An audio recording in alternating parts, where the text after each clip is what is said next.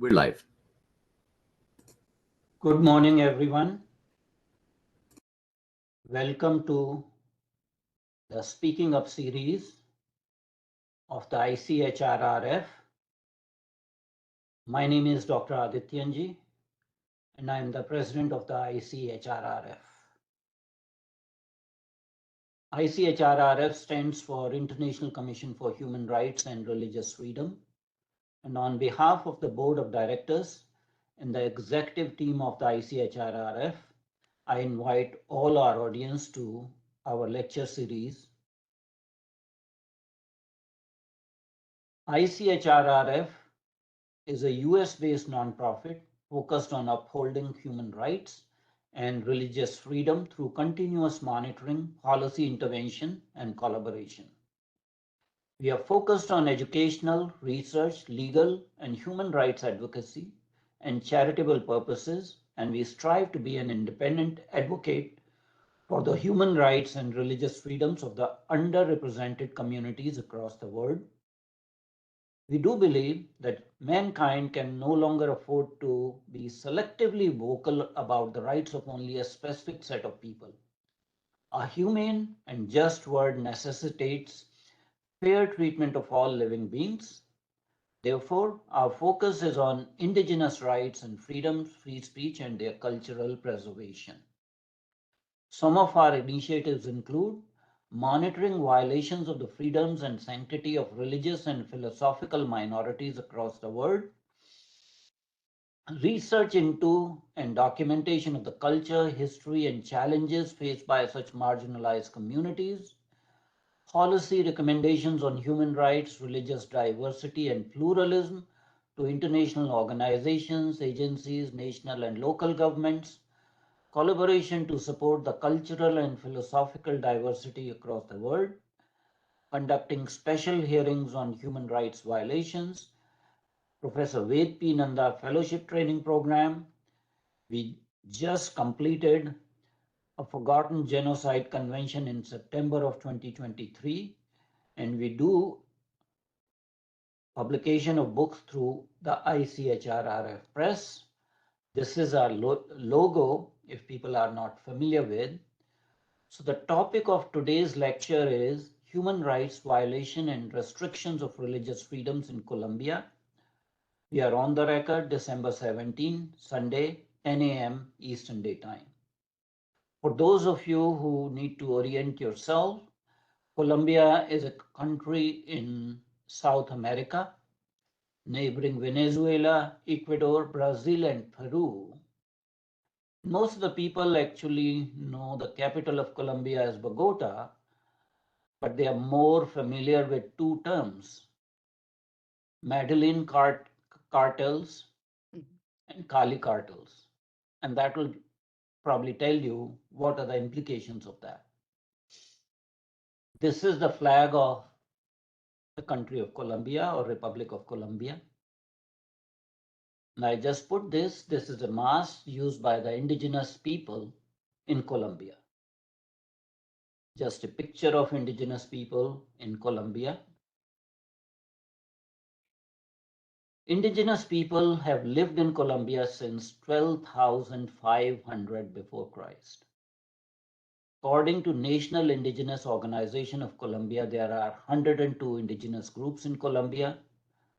There are large groups like Wayu, Zenu, Nasa, and Pastos. These people account for 58% of Colombia's indigenous population. Our honored speaker today is Margarita Jaramillo, who will speak on human rights violation and restriction of religious freedom in Colombia. And of course, you see her in our program, but that's a nice picture of our distinguished speaker. This seminar on history and current status of human rights in strife-torn Colombia, with a particular focus on educational techniques, religious freedom, and its anthropological implications. Colombia, as I said, is in South America that has been wrecked by civil war, various rebel groups like FARC, and drug mafias that I already referred to. Ms. Jaramillo was born in Uruguay from Colombian parents. She studied anthropology at Sorbonne University in France and worked with the UNESCO on cultural heritage and ecological education in Peru, Ecuador, Panama, and Cuba. She has written 6 books for children, and these have been translated in several languages. For the last 30 years, she and her team have worked at Colombia and Venezuela, implementing the Educare Program, a human value integrated instructional model originating in India. Margarita believes that modifications to a society's educational system can change the transgenerational course of traumatic and destructive cultures. Few housekeeping rules. I would like the audience to remain muted to avoid noise interference. Please change your cell phone setting to vibration mode. Please don't interrupt the esteemed speaker. Only those members of the audience who identify themselves openly will be allowed to pose questions. No anonymous questioners, please. All the questions are moderated through the chat room. Please ask specific questions, not detailed comments. This session will be recorded and will be available on our website and on our YouTube channel. So without further ado, it's my great pleasure to invite Mrs. Margarita Jaramillo to deliver this lecture under Speaking Up series. Ma'am, platform is yours. Welcome. Thank you very much. I'm very honored to be speaking in this place. And I would like to start with a small retrospective historical background of the situation in Colombia. Actually, Colombia, it won't take long. Actually, Colombia is one of the most beautiful countries in the world. We have the more butterflies, and we have even rose dolphins. And they say that we have more birds than any other country in the world and more hummingbirds. And the scenery is very beautiful.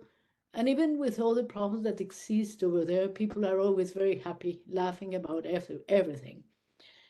But unfortunately, we're in a very strategical place near the two oceans, near the Pacific and in the north and of South America. And there has always been war because of outside interests. First it was the Cold War between the States and the Soviet Union. And then we have very bad neighbors also, because we have Cuba near us and Venezuela also, who are leftist governments. I hope that there's no censorship, because I would like to speak about a lot of things. I would like to speak about what is happening in this moment in Colombia, where there's a big dark cloud over the country. And this dark cloud started probably with Obama, or maybe before, but really when Obama went to Cuba to legalize Cuba and to let Cuba enter into the international community, then all communists started to spread very quickly to southern countries. That's what happened with Venezuela and with Colombia, and there was Bolivia, and then there was Nicaragua, which were strengthened, the communist governments. And you know that when there is a communist government, there will never be human rights. Actually, the communists, the way that they dialogue is with the gun. There's no way of having a dialogue in a communist country. And we got a president that was elected. Well, actually, he was not elected. The elections were stolen 1 year ago. And the guerrilla, and this man who had been a guerrilla fighter and who is also a drug consumer, got to be our president. He is our president nowadays. So that is a very dark situation in this moment in Colombia. Because you know how it was in Europe, you know how it was, even our president was speaking in Berlin last month about that it was a disgrace that the wall of Berlin was thrown down and things like that. He's old style Stalinist. He's still with the ancient Soviet Union thought in his mind. And so I suggest that many people to read Solzhenitsyn, because Solzhenitsyn, who is a Russian wonderful writer, one of a Nobel Prize winner, wrote these books that are extraordinary about the situation in communist countries, no? They have a lot of ideology, very nice words, they change the words. So now in Colombia, a lot of laws are coming up. And these new laws that they are, for example, they have banned God and religion out of the schools. And so that is also something against human rights to ban God from the schools and spirituality. And also the schools are now working in Colombia according to these new laws, only 5 hours per day. So schools start at 9 and end at 12 o'clock or 10:30 o'clock or 1 o'clock. So what can you teach to a child if they go to school only 4 hours? And they took out of the school a lot of subjects, like philosophy was taken out, history is taken out, just maths and science, civil, ethics, and all types of things like that. And of course, religion and spirituality. We used to be a very Catholic country, actually. And I think that maybe religion has a lot of wrong things, has done probably many wrong things, especially Catholic religion. But I used to think that it's always better with than without, you see? You need to have a moral value, and what we do in our program is to install a moral quotient in children. That is something that is out of interest. In this moment, nobody is interested in that in Colombia. The main, let's say, political direction in this moment is really Marxism. And you know the Marxian principles, which I think every child should know in school. The first thing is that God does not exist, and God is a danger to people, and He's guilty of everything. All inequality is due to Him, and also they abolish private property. They are now having laws like that, abolishing property, and extinguishing the banks. The state takes everything. And when the state takes everything, which is communism, the state takes the economy, the banks, the schools, families is also something out of interest in this moment. Family is also not good as God, no? Because the government will take care of also do the things that family used to do. So authority in the family is also, but that is not something specific to Colombia. I think that's a global idea that is turning around the world, and it has to do with economical forum, no? And with the 16th lines of the economical forum for the world, for a global society. So I think that in this form of thinking about a global society, all human rights are not respected. And we have a lot of images in Colombia that I would like to share also in relation to agriculture. We can find that in many things in society. We have this image, for example, of the military coming and throwing the seeds, no? I admire very much you who are from Indian origin, Vandana Shiva, for example, fighting for their own seeds. And in Colombia, things like that have happened. The police, the military coming to destroy the seeds, and the peasants having their seeds in a trunk, and they were all taken out, and they were put with fired, no, with fire. It was really a very violent image of how people cannot even have their own seeds or plant what they want, no? And so I would say that human rights in Colombia are not being respected in this moment in specifically, but maybe it is the same that people are suffering all around the world. Now there are new laws. There's also new laws that are coming out just last week about the right in this right to have your own personality, no? Because with this philosophy of globalism, children should have their own personality, and you should allow them to have it. And so they have new laws that permit drugs, and the military and the police are not going to fight the drugs. So now you're finding gangs, and this is the place where we work with children, which is called the Garden of Joy, and it's in the middle of a lot of drug traffic gangs, and we have the headquarters of the guerrilla 100 meters from there. It is a place. So now in Colombia, we're in a situation where there's no law and order. The law and order is kept by the guerrilla and by the drug traffics, and they ask for money wherever they want. We call that the vaccine. And because of divine grace, we could have been working in this place here, where this is a lady who is a single mother, and during the pandemics, all Colombia was closed, and there was really a big problem with hunger. So this is a family that was giving, during the pandemics, we had this help from SEVA International, and since we could not go to this place and give classes, during the pandemics, we were giving relief to people in several regions of Colombia. We have the logo of this place is a heart with wings, and the meaning of that is that we go fast. Like the angels, we go first, and like that we have arrived first in many situations when there were floods in the Choco region. Maybe you can move the photograph to the next. So what are we doing over there?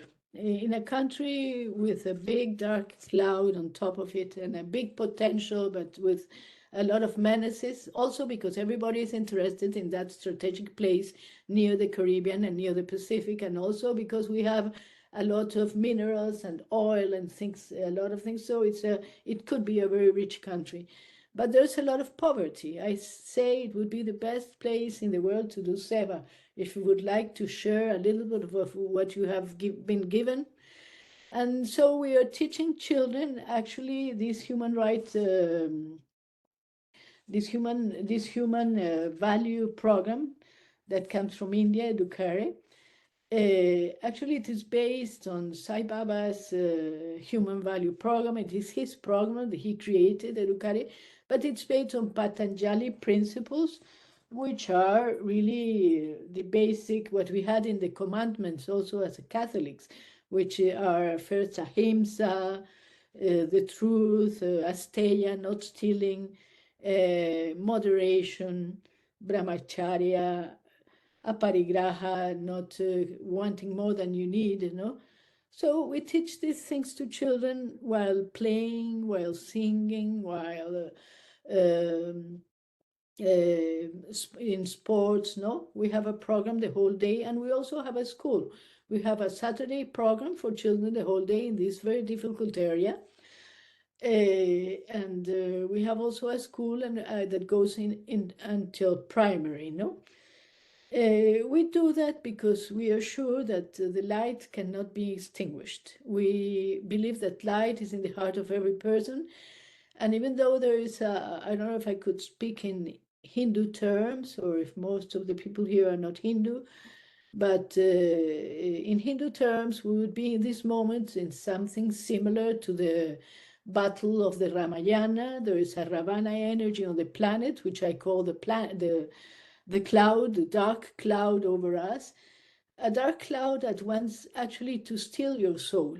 So that's why we have this human values program to teach children how to make contact so that they can contact their own soul. And somebody calls that meditation, or it can be insight, or it can be get tuned, or it can be called getting into the flow, excuse me. So I think that is very important with children, because whatever you give them before the age of 7 will keep with them for life. And another thing is that they have to be protected. Actually, they have to be protected because they are the less strong party of society, and they are big treasure. So the way of protecting them is teaching in them the human values, so they can be valuable people in the future so that they can be happier, no? Um, and so that they know that they have this inner place where they come inside to get their force again, so that they can be reinforced. We have actually, if we're speaking about human rights, I think that children have the right to know that they are divine energy temporarily in a body. They have the right to know that, and we have the duty to tell them that, because now all education tends to tell children that they are like animals, no? They just have animal responses, and you can do whatever you want, and you can live as you want. They are really being very misguided in this moment. So I think in this moment, the need of the hour is really a program like that, the Human Value Program. I'm here in Baltimore in this moment, and I'm very happy because I've seen the people from SEBA International working in the same sense, in a very structured way. Really, I'm learning from them. We in Colombia, we have this small group in the slum of Bogota, in the slums of Bogota, of 80 children. It's something not big, but I believe that it's like a point of acupuncture of light in a very dark place. The children might have, their fathers might be gangsters, might be kidnappers and things like that, but they like us giving these good things to the children. That's something incredible. And maybe because of the grace, we have been over there working for almost 15 years without any problem. They allowed us to come in a place where each block belongs to a different person or to a different gang. So really, when we go over there, there are some people from America coming. We used to go very early. You cannot be there late in the night. We go very early, and we go in a big group. And we find we have this place where we give the classes to children from 6 to 14. Maybe later we could work with older children, but until now we work just with these children. The children with whom we work are migrant children. Correct my English, please. Migrant children, because they were thrown by the war, because we have had a war in Colombia for 70 years. I am 70, and since I remember, there has been a civil war in Colombia in some areas, and it has been dangerous here or there because of the communist pressure, the communist guerrilla wanting to go to the government, or because of the drug dealing. So that's really the environment in which we are. But with these children, once we started to implement the Human Value Program, actually it got extended to many other things, because we started to see that the children, for example, might have had no breakfast, so then we had to put the breakfast. Or then there was maybe a child that was sick, and we have a lot of single mothers. That's very common in Colombia nowadays because of all the changes in the world, and men just have a family here, and then 2 years later they make another family, and 2 years later, after two more child, they make another family. And so the women find another man, and they make two new children. So they always have 4 or 5 children of several men that are not responsible for the children. So in that environment is where we work. Sometimes we have had to go to doctor issues, medical issues, sometimes helping in constructing houses, sometimes putting water. Actually, there are a lot of things that come together with giving the classes, because as Vivekananda says, you cannot teach somebody who has their stomach empty. So that I used to think that SEBA is always widening, no, always widening. But the important thing in this is that you start thinking that you will give something to somebody, and then you learn very quickly that you are the one who is receiving, and that Seva is in the other sense. And actually, the divine, let's call it as Chopra, that subtle current that is pure love, takes those who are in need and puts them to work a lot. And once you start to do that, if ever you I hope, I'm glad if I can speak of the divine in this, because that's something, another word that is banned nowadays, no? I've gone to some places and people told me we try to be neutral. And then I asked, what is neutral? Neutral means you hide God, you're going to put something on top of him, something like that, or what's the meaning of that word? No?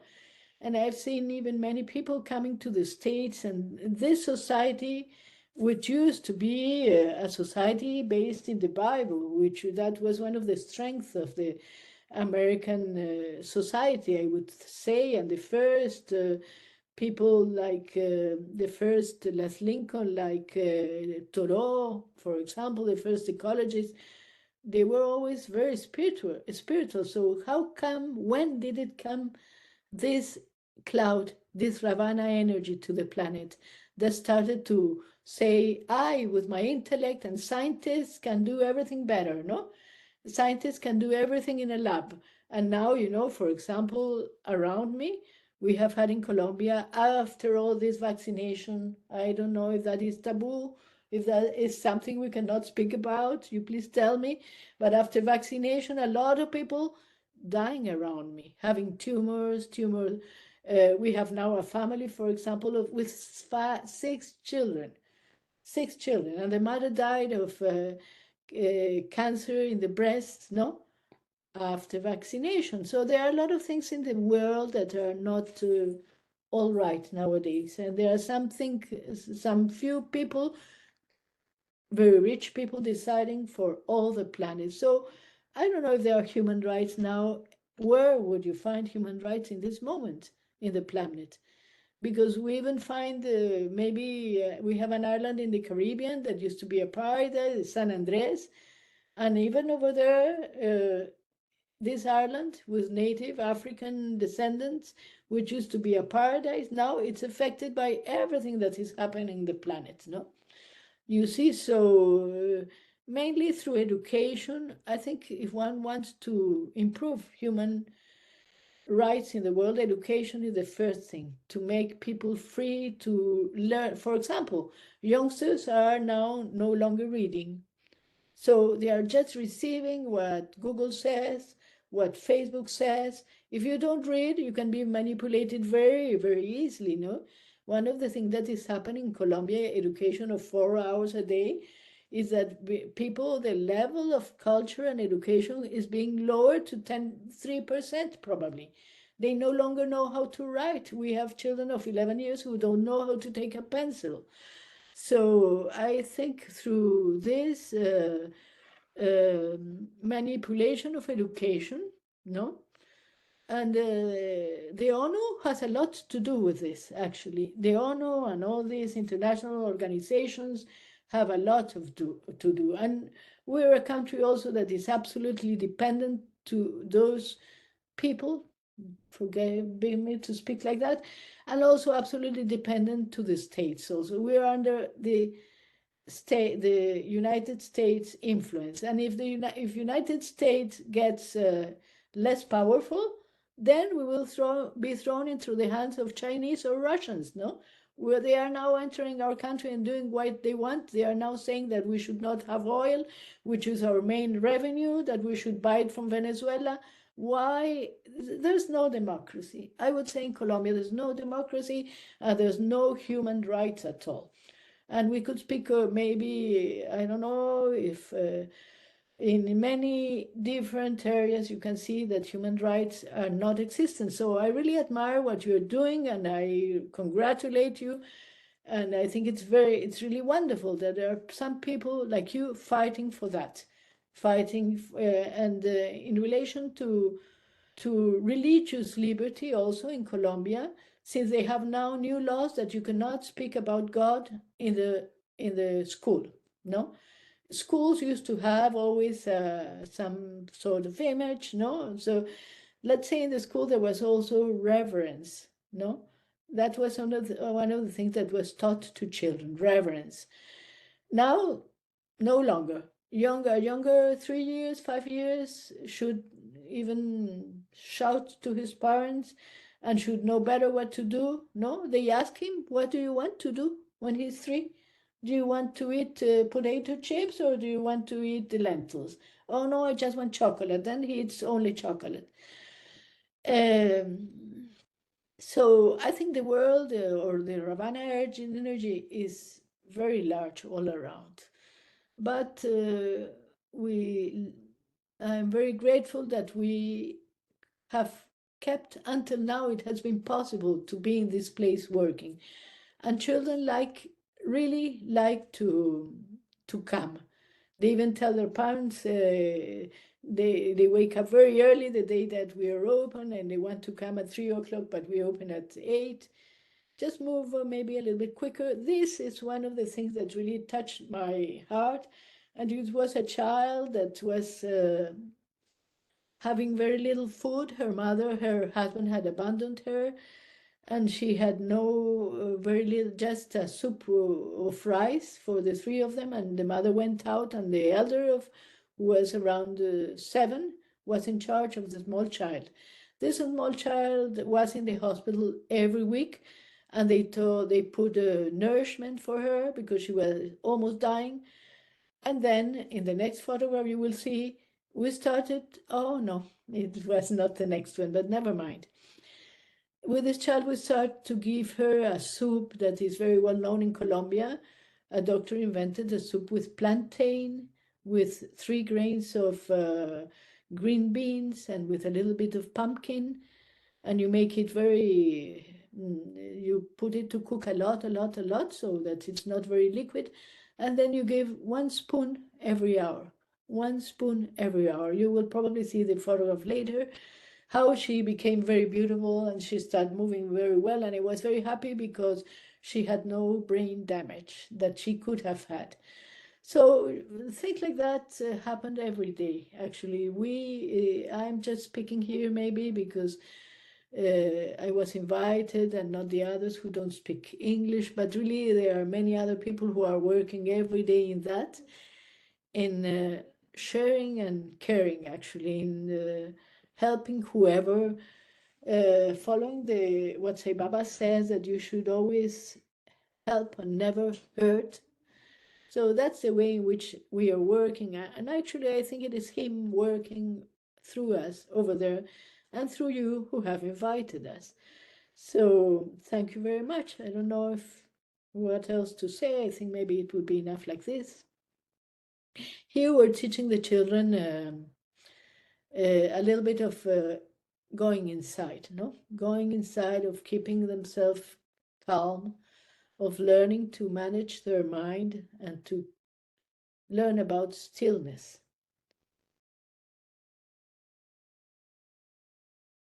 This was a girl that was almost dying without food, and see her 3 weeks later. 3 weeks later, she was already sitting, and she was less than a year. I don't remember the exact age that she had, but she was then perfectly well. And this lady was commissioned to go and do the soup for her every day, 3 times a day, and be sure that, or 5 times a day, and be sure that she ate well. And then, in that case, so everything ended well. Sometimes we have success, sometimes not. It depends always actually of the destiny also of each person. But many times we are very happy to see that things can be done with very simple methods and with very little money. You don't need a lot of money. You just need to be disposed to, whenever there's a need, rush and go quickly. So I think the first right of children, if we speak about children, or maybe you would teach me about it, but in my opinion, it would be first food, of course, the first right. The second, it would be education and peace also. These are also native Indians, the Yucpas Indians, natives from Venezuela, who were native Indians are always the first to be displaced from their land. So these native Indians who were displaced, and we found for them, we were also taking food for them and even helping several of them. We have a program of scholarships, not a big one. We would like it to be bigger, but it's getting bigger slowly. And so some of them went to the school. They had to be put to school. They have their own language, so they had to learn Spanish because the school is in Spanish. And what is wonderful with children is that they learn very quickly. So really, we are in a hurry because children learn very quickly, and if it's learning about bad things, you will still their soul very quickly. But if you go quickly, also they very quickly they find their own force and their own nature, and they get connected with the universe, and they start to be very happy. You see over there, these Indians, they did that hat. They send me that hat to Colombia. They do very nice straw hats like that. And native Indians are very creative and very good in arts. They are wonderful. Whenever you put a child, native child, to paint or draw, they are really extra. Actually, we have in Colombia one very famous painter who is from native origin. So they really have the arts and the harmony in their being, no? And they are very respectful of nature. And actually, for them, God might be near to some Indian concepts, because for them, God is nature, God is the water, God is the sun, God is everywhere, God is the rainbow, God is some animals, God is the river, no? So they can teach us a lot of things, and we can teach them other things so that will not be destroyed in this society. They have to learn the principle of this society, actually, or if not, they are extinguished. So they have to learn also to walk in this new society. See, I don't know if you, oh, there's a question or something. I should see questions over here. There was a question here. Yes. These are the natives from the Arhuaco natives from the Sierra de Nevada. They are considered to be, it's a very emblematic native tribe. Actually, there are 40,000 of Arhuacos, no? And they have been pushed up the mountain, up to this very high mountain. But they have kept very well their traditions since they were, even during the Spanish colonization, they were not very much touched by the new culture. So they are very pure in their traditions. And with them, we have some projects of helping them to implement new economical ways of earning their living, no?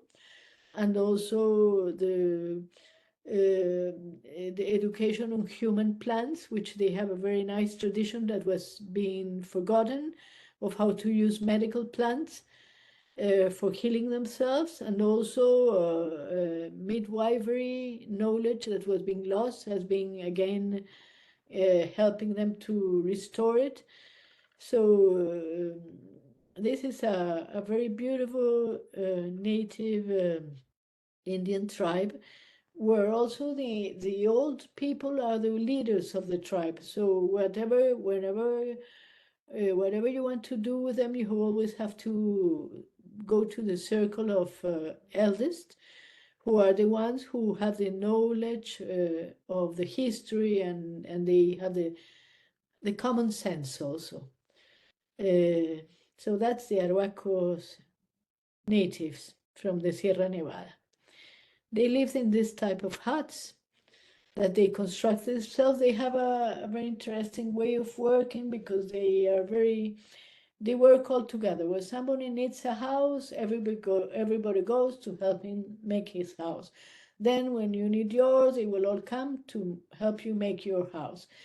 And the house is for an extended family. In one house like this, they hang hammocks during the night, and they sleep during the night in the hammocks, and maybe 40 people might sleep in a hammock like that.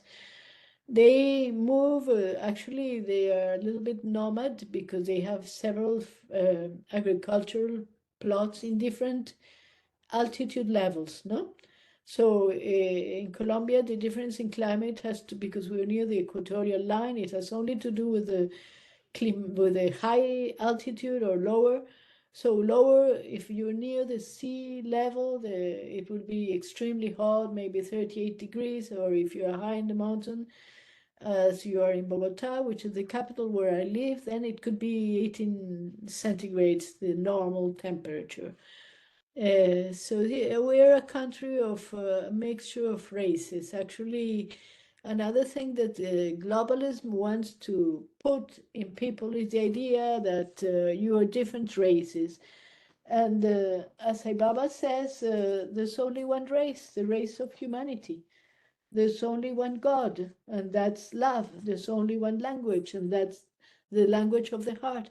But now they're trying to divide us, and the Africans, and actually we all have a little bit of everything. I myself might have maybe mainly Sephardic origins from Spain and Portugal, but also I might have a little bit of Indian. I have some uncle that looks very Indian, and maybe a nephew that is also very native, and maybe we have a little bit of black influence. So the only difference is the quantity of one race or the other. Some have 30, some have 40, but we're all Colombians. Really, we are all Colombians. And one of the things that this new globalist idea wants is to divide society. They want to divide society, they want to destroy family, they want to make a very powerful global government that governs over all humanity. We should all very worried about what is happening in a global way, and putting a lot of emphasis. They can find very quickly and put it in a moment a video about a policeman killing a black man, and then everybody thinks the problem is black people are not given the rights, and black people are used for that, and they are not earning anything about with that. So in Colombia, it's happening exactly the same. They are trying to put black against Indian, native, and natives against white people, white against the neighbor countries or things like that. Actually, this Ravana energy has also a lot to do with arms and with war. It likes war, and we are working in peace, with peace. I think also that if I could speak of spiritual things, I think that this divine consciousness, as Aurobindo said, is now descending to the planet again. So actually, if I could call it, the Krishna energy is coming back to the planet. So I think this energy will win that war. We're in the middle of the Ramayana, or even if the Ramayana war or the Kurukshetra of Krishna, in the middle of this war. And what we have to do is to get very tuned, to go into that flow and not let it extinguish in ourselves.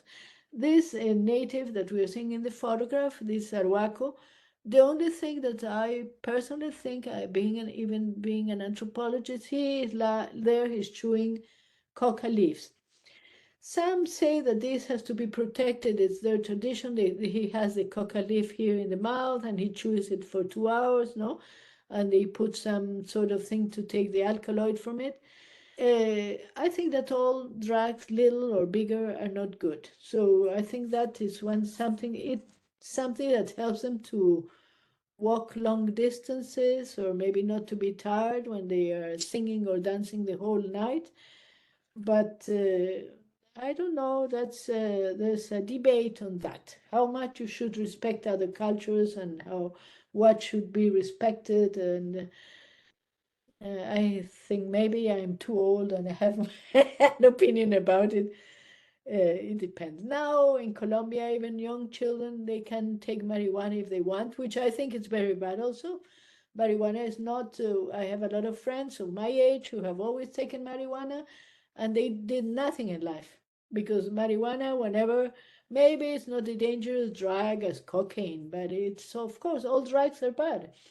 And now our government is saying in United Nations, of course, fortunately, everybody went out when our president went there to say that drugs should be legalized, no, and that cocaine is not bad. So many of these natives in Colombia also produce coca. No, their main income is producing coca. Uh, when you get into Seva, these girls are learning midwifery, and when you get into Seva, into service, you have to know what you can do and what you cannot do. Some things you cannot change, and others you can do. And even if it's very small, what you can do, it might be good. I say that it would be enough actually if you just have your light inside in your heart always on, and if from that light anybody can come, who comes near you, can take a little bit of light, that would be maybe a wonderful service. You don't need a lot of means, you don't need to move to a lot of places. Just having your light inside always on, not letting it be extinguished. These ladies, after the classes of midwifery, they got a diploma. This is Adriana, who is the one who is implementing, the one with the black trouser is the one who is working with she has been working with the native Indians for many years. And I have to say that it is very difficult because it's very far away. It takes a long time and a long walk, and you have to cross through several very dangerous places where are all the gangs. Many gangs are around down the mountain from where they live, these big mountains. Uh, mm, so that's it. That's it. That's some of the things. This is another, the same. This is this lady, the one with the rose thing. She's from another ethnic group from the south of the country, with the Ingas. And actually, they have different languages. We have 200 Indian languages. These languages, some of them, only 30 people speak them, for example, and others much more. For example, the Inga or the Quechua is spoken by people in Ecuador, in Peru, in Bolivia, in several countries, no? But others, like the Arhuacos, maybe less than that. And even the Arhuacos, they have several different languages within themselves. They have two or three. So that's the world in which we are. And one has to ask oneself, who am I? Who am I, and what for did did I take a body? Why a body was given to me? What we are teaching children in this human value program is mainly that the body is given to serve others. That was the reason for you to have a body. And there are four types of people, as according to Patanjali, maybe you call it in Hindi. In Spanish, we would say Patanjali. There are four types of people. There are ones who always take and take and take. We are children not to be like that. The seconds are the one that just give. The first ones, the roga jivis, take, and give nothing. The seconds are the boga jivis, which they give just exactly what they receive. They don't give anything more, just what they receive. The third type of person is the Tyaga Jivis, which are those that take very little and that give a lot. And the fourth is those who take nothing, just give, which are the Yoga Jivis. So we're teaching children since they are very young, so that when they go, probably, if possible, to the university, they would be at least Tyagajivis, which are those who take less and give more than they take. Or maybe they can get to be Yogajivis and just give. I think that is what will change the world. If youngsters are taught to give because they have received too much, or only having a body is already having received too much.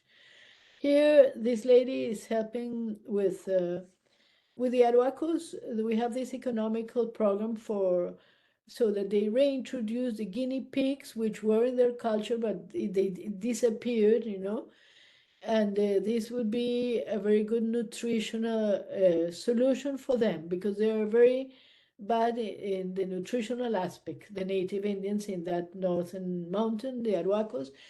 So this guinea pig program has been introduced to them, And actually, you have to produce in another climate, in a warmer climate, and then it takes at least 1 year to have a whole set of guinea pigs and to take them to the Sierra Nevada, because you have to go from one climate to the other slowly. You take them in several months and you take them up until they go to this upper region. The benefit of that is that they say, I don't know because I'm a vegetarian, but they say that the the meat is one of the best in the world, and it's very nutritious, and also they can grow them very easily because they live also in a natural reserve, the place where they live. So it's a national reserve, so they have to take care of nature, of trees and everything. So it's a much better thing better than cows or even chicken. They have chicken and pigs, but with the guinea pigs that they can have in a small box under the kitchen, near the kitchen in a small place, and they reproduce very quickly. We say in Colombia, if somebody has too many children, we say he reproduces like a guinea pig. He's a guinea pig. Many Colombians a lot of us are guinea pigs with 6, 7 children. These are more photographs of, there were some people from the States coming from SEVA International last month to this area. They went over there, they were very impressed. And one of the things that we can learn from them is that really we need much less. We don't need all the things that we have. We're all day long working to have this and that, a better thing, and more of this, more of that. And with very little, you can live very happily, actually. They're teaching us detachment. It's one of the vairagya, one of the things that they're teaching us. And the joyfulness also. They are always happy. Living like that, they are always happy and smiling, and they are very attentive to people, very nice to people. They don't fight with each other, they have no problems. Whenever there's a problem in the community, they go to the elders, and there's a big group that tells them to speak, one to speak, and then the other, and then the other, and they solve the problem like that. They don't need war. They call us our younger brothers. They say the rest of Colombians are, they say our younger brothers, because they think that our level of society is much less than theirs, and in many senses it is. And they are the eldest brothers. Even the presidents in Colombia, whenever they are elected, they always go to the mamos, which are the authorities in these native tribes, so that they put the presidential band, the authorities, the mamos from the Arhuaco tribes in the Sierra Nevada. Sí. Eh,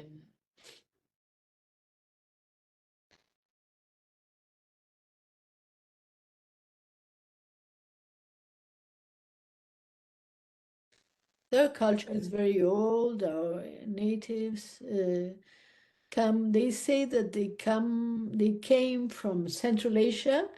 I don't know if 10,000 years ago, walking through the Strait of Bering when there was covered by ice in the North Pole. They came from Central Asia, walking all through North and Central and South America, and were established over there. And many of these cultural groups are very similar to Tibetan people or to Nepali people. When you go over there, you find that they are very similar, and how they are always smiling, and the attitude towards life. They still have a philosophy that is very near, maybe, to people in Central Asia. So it's a cultural group that UNESCO said we have to protect and respect, and that's something that we are trying to do. They are constructing a new house in this photo. Did I ask them if they have questions? I don't know if you have any other question, or we are almost 11, or if you want to say something. Thank you. There are some Thank you questions. very much indeed, Margarita ji, for a fascinating lecture. And your premise is very correct, that the first duty is for nutrition and then education, because survival of children is dependent on those two things.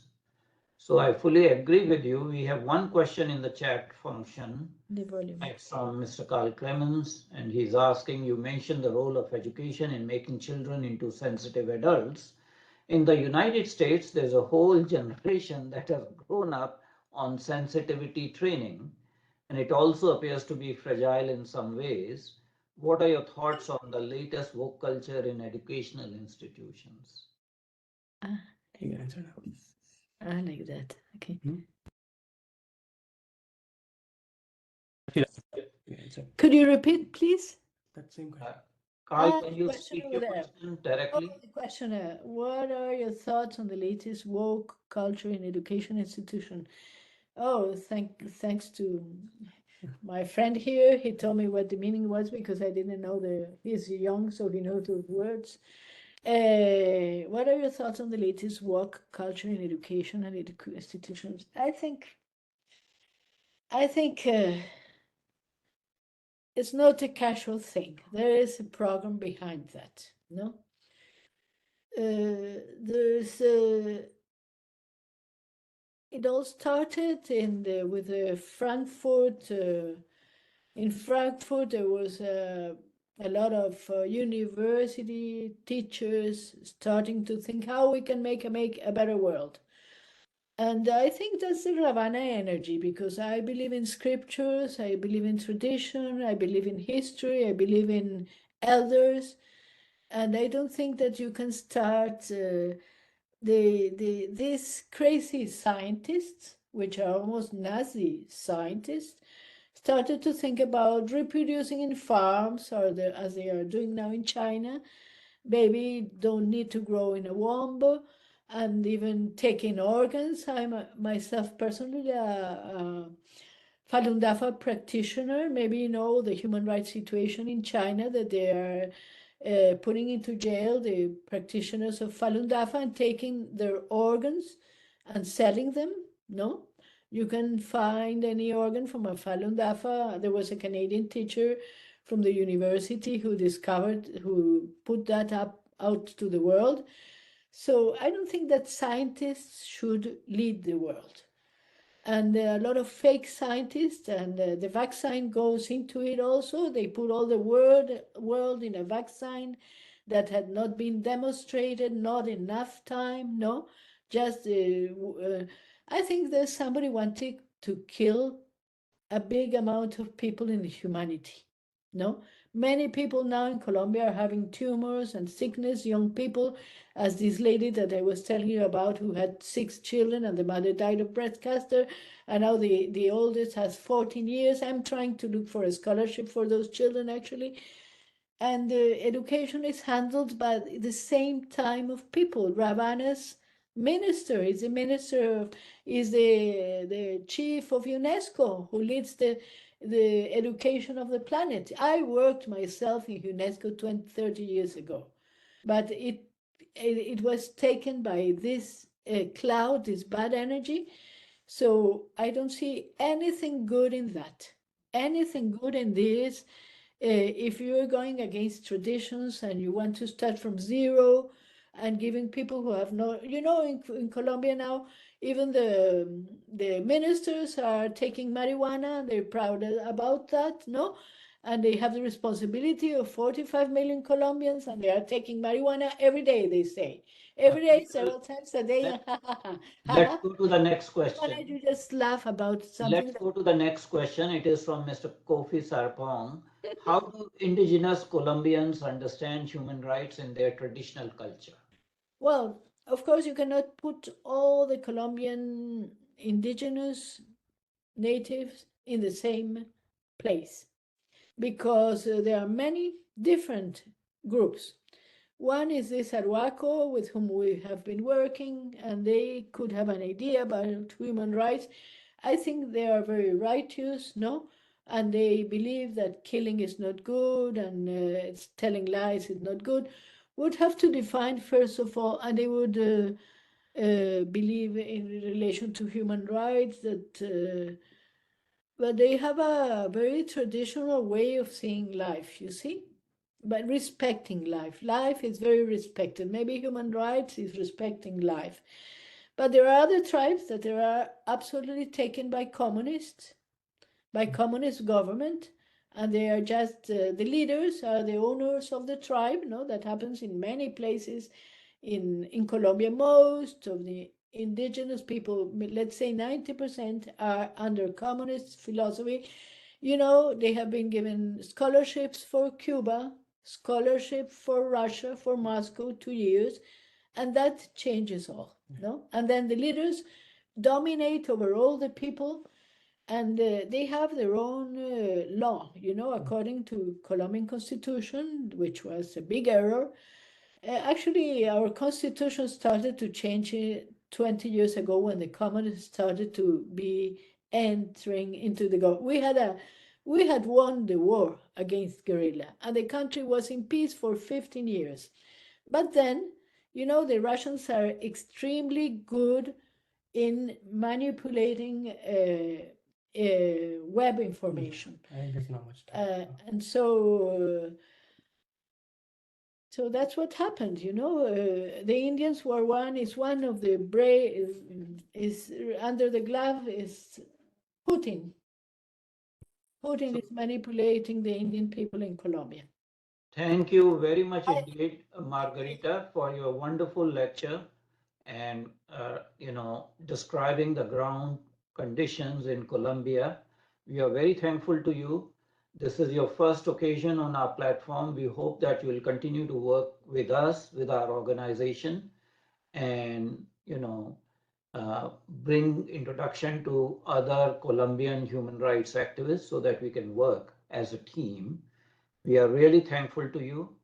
And as I said earlier, this lecture is going to be available on our YouTube channel as well as on our website.